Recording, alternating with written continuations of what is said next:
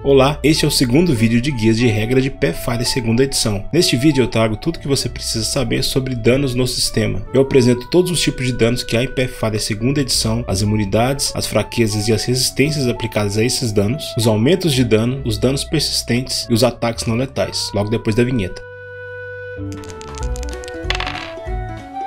Antes de começar a falar de dano propriamente dito, é muito importante que você tenha assistido o vídeo 1 do Guia de Regras de Pathfinder segunda edição, onde lá eu trato dos testes. Este vídeo de dano tem uma relação direta com os testes. Se você é novo no Pathfinder segunda edição e ainda não entendeu os testes, para este vídeo aqui e assista aquele primeiro. Vou deixar o card aqui em cima para que você possa clicar, assisti-lo e depois você volta para cá. Se você já assistiu esse vídeo ou se você já tem conhecimento com os testes e tem alguma dificuldade com os danos, siga daqui para frente.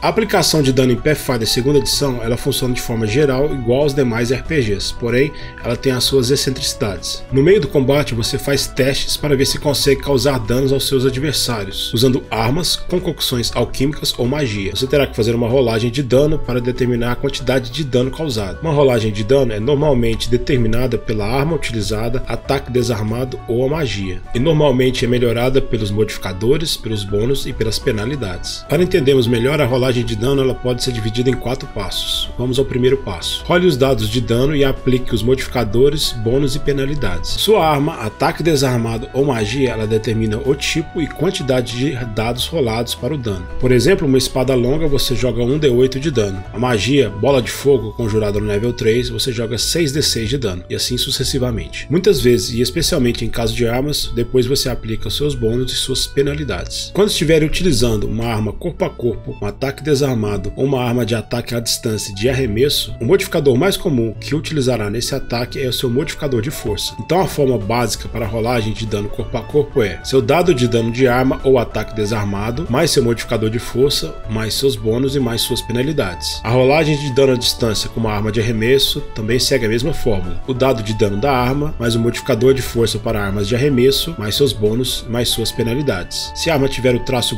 propulsivo, ela adiciona somente metade do valor da força. Rolagens de dano com arma de ataque à distância sem ser armas de arremesso, você não adiciona nenhum modificador, então o cálculo seria o dado de dano da arma, mais os seus bônus e mais suas penalidades se aplicável. O mesmo também se aplica com rolagens de dano de magia e efeitos mágicos. Você joga o dado ou os dados do efeito mágico e adiciona os seus bônus e suas penalidades. E esse basicamente é o passo 1. Porém, antes de passarmos para o passo 2, é interessante nós observarmos algumas considerações especiais que podem ser aplicadas em alguns momentos. Uma delas é o aumento de dano. Em alguns momentos você irá aumentar a quantidade de dados de dano na sua rolagem de dano. Isso é normalmente utilizado quando você usa uma arma mágica gravada com uma runa impactante. Essa runa ela adiciona um ou mais dados de dano da sua arma na sua rolagem de dano. Existe também o dano persistente. Ao contrário do dano normal, você só sofre o dano persistente no final do seu turno. E após então sofrer esse dano, você faz um teste simples de CD15 para ver se continua com o efeito ou se livrou dele. Eu irei falar mais sobre dano persistente quando fizer o vídeo falando sobre condições. A última consideração especial é quando precisamos dobrar ou dividir o dano. Em alguns momentos, principalmente quando você crita, você precisará dobrar a quantidade de dano. Ou quando você passa em um teste de reflexo, você precisará dividir esse dano. Quando isso acontecer, você rola o seu dano, adiciona os seus modificadores, os bônus e as penalidades, e em seguida você dobra o valor ou divide, dependendo da situação que se aplica aqui. E se o resultado for uma fração, lembre-se sempre de arredondar para baixo. Nosso segundo passo aqui então agora é determinar o tipo de dano. Há diversos tipos de dano em Pathfinder segunda edição, e às vezes determinados tipos são aplicados de formas diferentes. Nós vamos ver aqui de forma geral quais são eles. O primeiro é o dano físico, geralmente causado por armas ou perigos físicos. O primeiro deles é o dano contundente, que é causado por armas e efeitos que causam traumas bruscos. O segundo é o dano cortante, que geralmente é causado por um corte, seja ele o fio de uma espada ou uma armadilha cortante. E nós temos os danos perfurantes, que é causado por estocadas ou punções. Pode ser desde uma estocada de uma lança ou até mesmo os dentes de um dragão. O segundo tipo de dano é o dano de energia, que geralmente é causado por magias, efeitos mágicos ou efeitos ambientais, como o frio castigante de uma nevasca ou uma floresta em chamas. Os principais tipos de dano de energia são ácido, eletricidade, fogo, frio e sônico. Existem ainda 3 tipos de danos especiais de energia. Existe o dano de energia positiva, que geralmente cura os vivos, porém ele dá dano em mortos-vivos. Existe o dano negativo, que restaura o poder sobrenatural sobre os mortos-vivos e aplica o dano nos vivos. E existe um dano de magia pura dura e poderosa que pode se manifestar através do dano de força. Poucas coisas podem resistir a esse tipo de dano, até mesmo fantasmas e criaturas incorpóreas. Nosso terceiro tipo de dano é o dano de tendência. Armas e efeitos ligados a uma tendência podem aplicar o tipo de dano bondoso, caótico, ordeiro e maligno. Esses tipos de danos se aplicam somente a criaturas com a tendência oposta ao dano aplicado. Por exemplo, o dano caótico fere somente criaturas ordeiras, danos ordeiros só ferem criaturas caóticas, dano bondoso só fere criaturas malignas e dano maligno só fere criaturas boas. Nós temos também o dano mental, um efeito que pode mirar a mente com força psíquica o suficiente para que de fato possa causar dano a uma criatura. Nós temos também o dano de precisão. Esse tipo de dano ele está aliado a uma habilidade de uma criatura ou uma classe. Quando uma criatura é atingida com uma habilidade que tenha o tipo de dano precisão, esse dano ele é aumentado pelo ataque com um valor listado indicado nessa habilidade. Um exemplo de habilidade que se aplica o dano de precisão é o ataque furtivo, onde o ladino, por exemplo, irá adicionar um D6 a mais no seu ataque, o dano de precisão. Nós temos também o dano de sangramento, que é um tipo especial de dano físico. Ele também é um dano permanente, onde representa a perda de sangue. Por se tratar de um efeito especial de dano físico, fraquezas e resistências se aplicam a ele. Outro tipo especial de dano físico é o dano de veneno, que ataca criaturas pelo contato, ferimento ou ingestão. A regra de veneno é um pouco mais bem detalhada e nós falaremos sobre ela em vídeos mais à frente. Como último tipo, nós temos ataques com armas preciosas. Materiais preciosos podem modificar o dano para penetrar em resistências ou aproveitar as fraquezas da criatura. Por exemplo, armas feitas de prata são altamente eficazes contra licantropos e ultrapassam a resistência de dano físico da maioria dos diabos.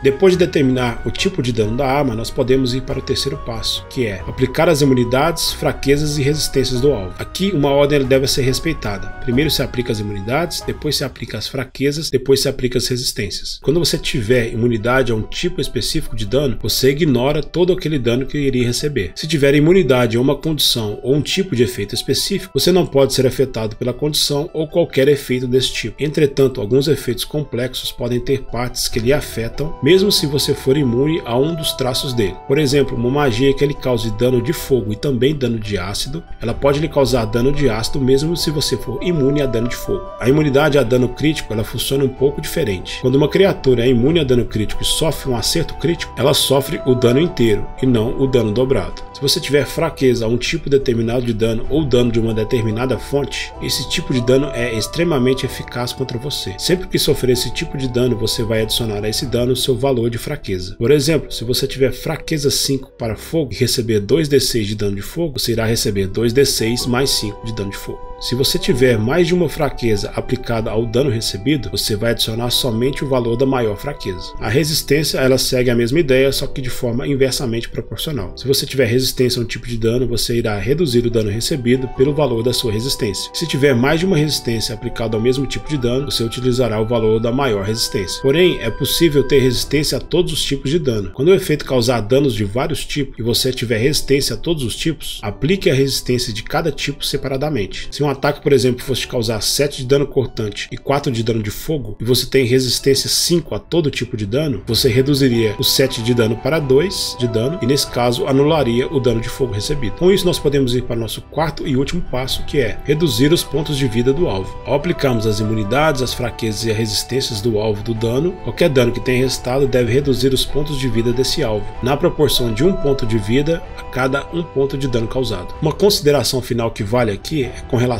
aos ataques não letais. Ataques não letais são aplicados geralmente quando você quer nocautear um alvo e não matá-lo. Pathfinder 2ª edição você pode fazer isso automaticamente se você estiver usando uma arma com um traço não letal, incluindo seus punhos. Porém, se você for nocautear um alvo com uma arma que não tem o traço não letal, você tem uma penalidade de circunstância de -2. Interessante falar aqui também que o contrário se aplica. Se você quer matar um alvo com uma arma que tem um traço não letal, essa penalidade de circunstância de -2 também se aplica. Então é isso, pessoal, esse foi o nosso segundo vídeo de guias de regra de Pathfinder 2ª edição com relação a danos. Se você gostou desse vídeo, se tem gostado dessa série de guias de regras de Pathfinder 2ª edição, deixe nos comentários aqui embaixo, gostaria de ver a opinião e o feedback de vocês. Se você está achando que é um conteúdo de valor, não deixe de compartilhar nos seus grupos e páginas de RPG, compartilhar com seus mestres e outros jogadores que possa servir-se desse vídeo. Não deixe também de clicar no joinha aqui embaixo, considere se inscrever no canal e clicar no sininho para receber as notificações de vídeo assim que saírem. Meu muito obrigado por ter assistido esse vídeo até aqui, obrigado pela sua companhia e nos vemos no próximo vídeo.